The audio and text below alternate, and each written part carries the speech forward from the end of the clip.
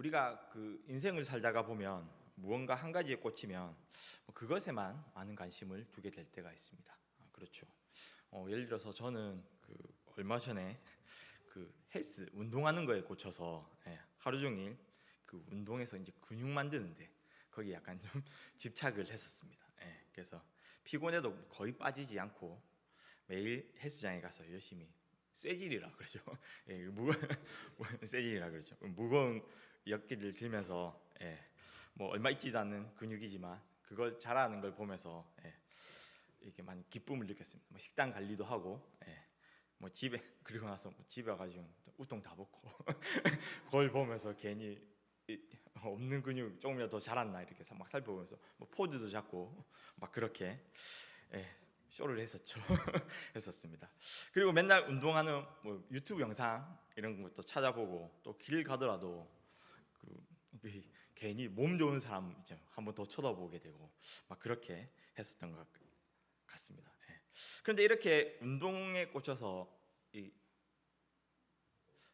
사역보다 운동을 이렇게 더 마음에 쓰니까는 하나님께서 제 그런 모습이 꼴보기 싫으셨는지 저에게 갑자기 병을 주셔가지고 제가 한동안 운동을 못하게 됐었습니다. 그래서 지금은 잠시 운동을 내려놨는데 지금은 그래 병은 다 나았지만 그래도 본의 아니게 이 관심 한번 꺾이고 나니까 예전보다는 그 운동에 그렇게 빠지진 않더라고요. 아무튼 이렇게 우리가 무언가에 관심을 가지고 열중하게 되면 모든 시선이 그것에만 쏠리는 것을 경험하게 됩니다. 그렇죠. 그리고 이렇게 무언가를 바라보고 집중하게 되면 자연스레 우리의 에너지 또한 그곳으로 향하게 되어 있죠. 그렇기 때문에 지금 우리는 현재 자신이 무엇을 바라보고 있으며 무엇에 관심을 가지고 기울이고 있는지를 점검해 보는 것은 참 중요한 일인 것 같습니다. 우리 성도님들은 혹시 지금 어디에 관심과 에너지를 두고 계십니까? 아마도 나에게 있어서 도움이 되고 필요로 하는 것들에 관심을 가지고 바라보며 그곳에 에너지를 쓰고 계실 것입니다. 그렇죠. 아마 우리 청년 분들은 선생님들은 뭐 학업과 취업 그리고 뭐 이성교제, 결혼 저도 마찬가지고요. 등에 관심을 가지고 바라보게 되면 그것에 에너지를 쏟게 될 것이고 또 결혼을 하신 우리 뭐 이제 성도님들께서는 뭐 자녀 문제나 또 직장 그리고 내 집 마련, 뭐 노후 생활 등과 같은 필요한 것들에 즉 나의 삶에 도움이 되는 것들에 에너지를 쏟으며 보고 계시리라 그렇게 생각이 됩니다. 그렇죠. 그런데 오늘 시편 121편은 우리로 하여금 우리의 진정한 도움이 오는 곳이 있다고 그곳을 향하여 눈을 들라고 그곳에 관심을 가지라고 바라보라고 말씀을 하고 있습니다. 그곳이 어디입니까? 오늘 본문에서는 바로 산이라고 말씀합니다. 즉 여호와 하나님이 계신 곳이죠. 사실 시편 121편은 성전에 올라간 노래로 순례자들이 이제 드렸던 노래입니다. 그러니까 순례자들이 순례의 길을 떠나면서 하나님의 보호와 도우심을 바라며 하나님이 임재하시는 예루살렘 성전이 위치해 있는 시온산을 그렇게 바라보고 나아간 것이죠. 그러니까 지금 시편 121편은 이 시인은 주님께서 거하시는 산을 바라보며 하나님의 도움이 그곳에 있기에 그곳을 바라보며 도움을 구하라고 그렇게 말씀하고 있는 것입니다. 그렇습니다. 우리의 도움은 우리가 도움을 얻기 위해 진정으로 바라보아야 할 곳은 바로 하나님이 계신 곳, 하나님이 임재하신 곳입니다. 아멘. 아멘이십니까? 당시 순례자들이 예루살렘 성전을 향하여 가는 이 순례의 길은 광야와 같은 거칠고 또한 험한 산길이며 또한 때로는 짐승들이 공격하는 위험한 길이었습니다. 그래서 이렇게 험하고 힘들고 위험한 길을 가는 그 여정 가운데서도 하나님을 바라볼 때 하나님의 도우심을 구할 때 하나님께서 실족지 않게 지켜주시겠다고 말씀하고 계신 것입니다. 그러니까 넘어지거나 미끄러지지 않도록 도와주신다는 것이죠. 그런데 그냥 지키시는 것이 아니라 오늘 말씀은 계속해서 또 졸지도 주무시지도 아니하시며 우리를 지키신다고 그렇게 말씀하십니다. 즉 24시간 깨어서 우리를 지키시는 거죠. 그리고 사실 하나님은 졸지도 주무시지 않는다고 이렇게 표현한 것은, 이것은 약간 재미있는 표현이긴 한데, 하나님을 다른 이방신들과는 다른 유일하신 분이라는 것을 말해주고 있는 것입니다. 왜냐하면 당시 그들의 풍습에 따르면 고대 근동의 신들은 항상 깨어 있는 것이 아니었다고 합니다. 그러니까 신들도 힘드니까 평상시에는 이렇게 잠을 잔다고 하더라고요. 예. 그래서 그 신이 필요할 때면 이제 사람들이 가서 그 신을 깨우는 거죠. 그리고 깨우기 위해서 막 이렇게 우리가 보면 요란하게 깨우지 않습니까? 북을 치거나 꽹과리 부거나 그렇게 막 주문을 외우면서 그렇게 사람들이 요란하게 신들을 깨웁니다. 그래서 보면 그런 거 부족들이나 보는 그런 것들 제사 지낼 때 보면 시끄럽지 않습니까? 예. 그러나 하나님은 그렇지 않으시다는 거죠. 예. 그럴 필요가 없다는 겁니다. 졸지도 주무시도 않으시는 하나님이시기에 우리가 깨울 필요도 없이 늘 깨어 있어서 우리를 지키시고 보호하신다고 말씀하시는 겁니다. 예. 그러니까 얼마나 든든합니까? 예. 그뿐만 아니라 계속해서 하나님은 우리의 오른쪽에 그늘이 되셔서 낮의 해가 너를 상하지 못하게, 밤의 달이 너를 해치 못하게 지키신다고 그렇게 말씀하십니다. 제가 중고등부 시간에 한번 말을 하긴 한 것 같은데, 사실 저는 어렸을 때부터 주일날에 예배를 몇 번 드렸냐면 5번 드렸습니다. 어렸을 때부터. 왜 5번 드린지 아세요? 주일날 새벽기도 한번 드리고, 그 다음에 주일 오전 예배 드리고, 그 다음에 주일학교 예배 드리고, 그 다음에 저녁 예배 드리고, 또 뭐 드렸게요? 네, 가정 예배. 이렇게 5번 예배를 드렸습니다. 힘들었어요. 힘들었습니다. 네. 어렸을 때니까 그냥 못 모르고 그냥 부모님이 그렇게 드리니까 당연하다고 생각하고 그렇게 드리긴 했는데, 그래도 힘은 들었습니다. 네. 그래서 아무튼 이제 마지막 가정 예배를 드릴 때 이제 제발 빨리 끝나기만 바랬죠. 너무 힘이 드니까. 왜냐면 그리고 항상 가정 예배를 언제 드렸냐면은 제 어렸을 때였는데, 항상 개그 콘서트 하지 않습니까? 주일 밤에 항상 이제 그 시간에 이제 하는 거예요. 그래서 빨리 이제 예배를 드리고 개그 콘서트를 보고 싶은데 이 예배가 길어지니까 너무 이게 드리기 싫고 빨리 끝냈으면 좋겠는 겁니다. 예. 그래가지고 이제 예배를 드리는데 저희는 저희 가정 예배를 드릴 때 어떻게 했냐면, 이제 한 명씩 돌아가면서 이제 그날 자기가 부르고 싶은 찬송가를 정해야 돼요. 그러니까 오늘은 이제 아버지가 찬송가를 몇 장 정하면 그 다음 날 어머니 정하고 그 다음 또 제가 정하고, 그렇게 돌아가면서 이제 가정 예배 시간에 부르고 싶은 찬송가를 정해라 그랬는데, 저는 딱 부르고 싶은 찬송가가 항상 정해져 있었습니다. 네. 그게 아직도 기억이 납니다. 그게 몇 장이었냐면 433장이었습니다. 그 제목이 뭔지 아십니까? 지금은 새 찬송가로 바뀌어서 383장인데 나중에 부를 겁니다.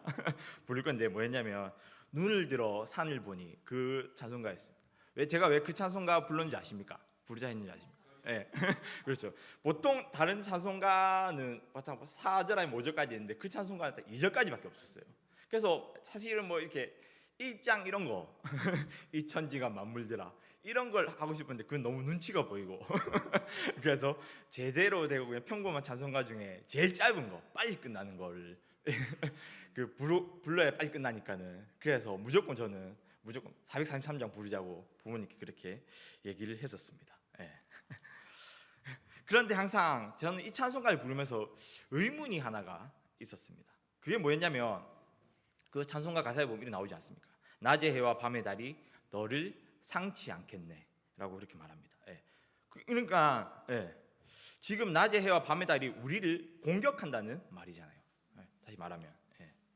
그런데 제가 이 가사를 부르면서 왜 궁금증이 생겼냐면은, 우리가 아는 그 또 다른 복음성가 중에 그런 찬양이 있습니다. 낮엔 해처럼 밤엔 달처럼. 아시죠? 낮엔 해처럼 밤엔 달처럼 그렇게 살 순 없을까? 이 찬양에는 맞죠?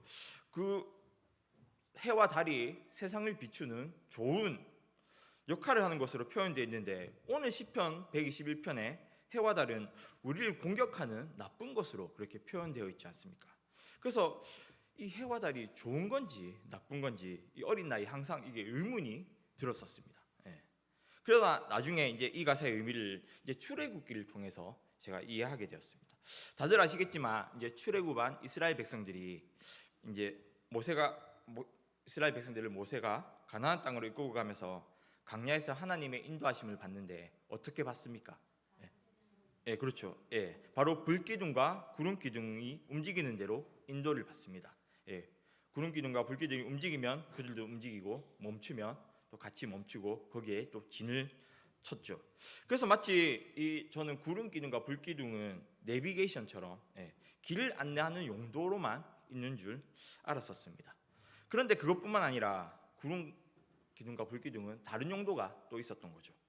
그것은 바로 이스라엘 백성들을 이제 더위와 추위로부터 보호하는 것이었습니다. 이스라엘 백성이 이제 40년이나 이제 광야에서 야영하는 동안 그 광야는 뜨거운 태양이 내릴 때는 낮에는 기온이 50도까지 올라가는 그런 무더운 지역이었다고 합니다. 그러니까 너무 뜨거워서 낮에는 그 뜨거운 태양 때문에 사람이 다닐 수가 없는 곳이었죠. 즉 낮에는 그 뜨거운 해가 우리를 상하게 하는데 바로 이 구름기둥이 태양을 가려서 그늘을 만들어 이제 시원하게 다닐 수 있도록 그렇게 만들어 준다는 것이었습니다. 그리고 광야는 밤이 되면 또 어떻게 되는지 아십니까? 그렇죠. 낮에 그 뜨거웠던 사막의 온도가 영하로까지, 영하 10도까지 내려간다고 합니다. 예전에 제가 한 TV로 이제 한 아프리카에 관한 방송을 봤는데 정말 그 안타까웠던 게 뭐냐면 이제 아프리카의 어린 아이들이 있지 않습니까? 그 어린 아이들이 5초마다 한 명씩 죽는다고 그래요. 그거 보면서 너무 좀 마음이 아팠는데, 근데 그 죽는 이유가 뭐냐면 바로 이제 그 영양실조가 이 첫 번째였고, 그리고 두 번째가 이제 질병으로 인해서 죽는 거였고, 그 세 번째가 뭐였냐면 바로 저체온증으로 그렇게 많이 죽는다고 합니다. 그러니까 즉 일교차가 커서 이제 낮에 너무 더우니까 밖에 나와 있다가 저녁이 되면 갑자기 온도가 떨어져서 그래서 뭐 밖에서 잠들어 버리면 그렇게 이제 저체온으로 인해서 영하로 떨어진 날씨로 인해서 그렇게 죽는다고 하더라고요. 그래서 보니까 이런 세이브 더 칠드런이라는 그런 기부 단체에서 보면 그 아프리카 아이들 위해서 그렇게 아이들이 따뜻하게 지낼 수 있도록 털모자도 따서 기부하고 그렇게 하기도 하더라고요. 그러니까 이 밤의 달이 해치 못한다는 것은 그 춥고 어두운 광야에서 하나님께서 바로 불기둥으로 따뜻하고 밝게 지켜 보호해 주신다는 것을 말씀하시는 것이죠. 즉 하나님께서는 뜨거운 낮에는 시원한 그늘이 생기는 구름 기둥으로, 추운 밤에는 따뜻하고 밝은 불기둥으로 하나님께서 이스라엘 백성들을 지켜주셨듯이 지금 이스라엘을 향해 가는 이 순례자들 또한 하나님이 우편의 그늘이 되셔서 낮의 더위와 밤의 추위로부터 지켜 보호해 주신다고 말씀하고 계시는 겁니다. 그리고 또 이어서 하나님께서는 너를 지켜 모든 환난을 면케하시며 또 내 영혼을 지키시리로다라고 말씀하고 계십니다. 그런데 사실 이 구절에는 원문에는 이 명쾌하다라는 말에 해당하는 단어가 사실은 없습니다. 이 뒷구절인 내 영혼을 지키다 갈 때 쓰인 그 히브리어인 아시마르랑 똑같이 명쾌하다라고 할 때도 이 아시마르가 쓰였다고 합니다. 그러니까는 그 명쾌하다가 아니라 그냥 보호하신다, 지키신다는 거죠. 그러니까 정확한 뜻은 환난을 면케, 그러니까 면제하다라는 의미가 아니라 환난 가운데서도 지켜주신다고 말씀하시는 겁니다. 어떻게 보면 비슷한 의미일 수도 있지만 사실은 좀 확연한 다른 의미를 가지고 있죠. 우리가 그 면제라는 말을 쓸 때는 면제는 환난 자체가 있지 않을 것을 말하는 것이지만 지킨다는 것은 환난 가운데서도 결코 해를 입지 않고 우리를 온전하게 보호하여 주신다고 말씀하시는 것이죠. 그러니까 예를 들면 다니엘의 세 친구처럼 풀뿌물에 던져진 사드락 메삭 아벳느고가 환난을 당하지만 그러나 하나님의 보호하심으로 그 풀무불 속에서도 머리털 하나 상하지 않은 것처럼 환난 가운데서도 하나님께서는 우리를 지켜주시겠다고 그렇게 말씀하시는 것입니다. 그렇습니다. 사랑하는 성도님들, 우리는 세상의 모든 이런 악한 공격과 유혹에서 사실 완전히 자유로울 수는 없습니다. 그렇죠. 예수님조차도 인생의 어려움과 고난을 당하셨고 경험하셨습니다. 예. 그러니까 우리는 이 세상에서 우리가 지고 가야 할 고난과 환난을 면제받은 사람들이 아니라 오히려 우리가 성도가 되는 순간, 믿음의 길을 걸어가는 순간 우리에게는 반드시 져야 하는 고난과 어떻게 보면 고통의 십자가가 있다는 것이죠.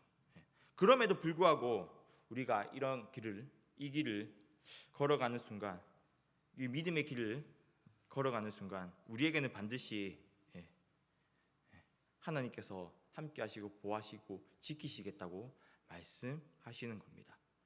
그렇기에 우리는 이 길을 기뻐하고 즐거워할 수 있는 것이죠. 하나님께서는 결코 이 모든 고난과 환난 가운데 우리를 내버려 두시지 않으시고 끝까지 우리를 지키신다고 말씀하시기 때문입니다. 할렐루야.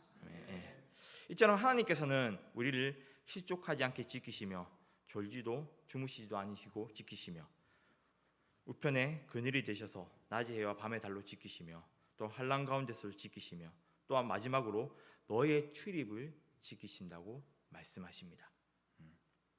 얼마나 놀랍게 사방팔방으로 할 수 있는 방법을 다 동원해서 우리를 지키십니까? 그런데 오늘 제가 이 말씀을 준비하면서 저는 계속해서 이 시편 120편 말씀을 묵상하고 살피는 가운데 사실 마지막 절인 8절에 너의 출입을 지키신다는 표현이 어떻게 보면 참 많이 묵상이 되고 은혜가 되었었습니다. 왜냐하면 저희가 이제 또 이번 주 정교인 수련회를 가지 않습니까?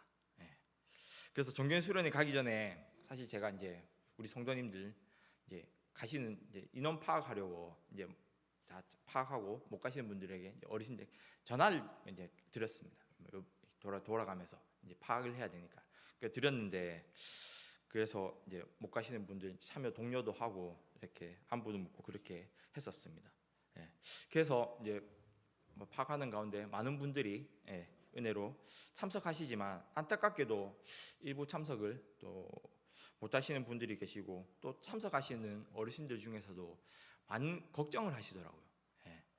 오고 가는 길과 일정들이 이게 무리가 되는지 힘이 드신가 싶어서 많이 걱정을 하셨었습니다. 어르신들께서 수련회 가는 길이 마치 오늘 순례자가 예루살렘 산을 향하여 가는 그 광야길처럼 험한 여정이 될까봐 많이 걱정하시고 염려들을 하시더라고요. 뭐 차를 타는 것도, 잠을 자는 것도, 식당을 이동하고 예배를 드리고 프로그램에 참여하는 것들에 걱정과 많은 염려들을 하시는 것을 보면서 한편으로 마음이 좀 짠하고 그렇게 좀 그랬었습니다. 그러나 사랑하는 성도님들, 오늘 말씀에서 하나님께서는 우리의 출입을 지키신다고 말씀하십니다. 나가고 들어가고 우리 앉고 서고 먹고 자고 하는 것, 우리가 떠나는 것, 우리가 머무는 것, 다시 돌아오는 것, 이 모든 것을 하나님이 지켜주신다고 우리의 출입을 지키시겠다고 말씀하십니다. 아멘. 그러니 사랑하는 성도님들, 나의 상황과 나의 환경으로 인해 그것들로 인해서 염려하고 걱정하기보단, 그것들을 바라보기보단, 그것에 시선을 두고 에너지를 뺏기기보단 눈을 들어 산을 보며, 즉 도우시는 우리 하나님을 바라보며 우리의 출입을 지키시는 주님을 바라보며 도움을 구하길 소망합니다. 그래서 우리를 보호하시며 졸지도 주무시지도 않으시며 환난 가운데서도 보호하시고 도우시는 그 하나님을 바라보며 기쁨으로 정교의 수련을 기대하고 기도하며 참석하는 우리 성도님 되시기를 간절히 소망드립니다.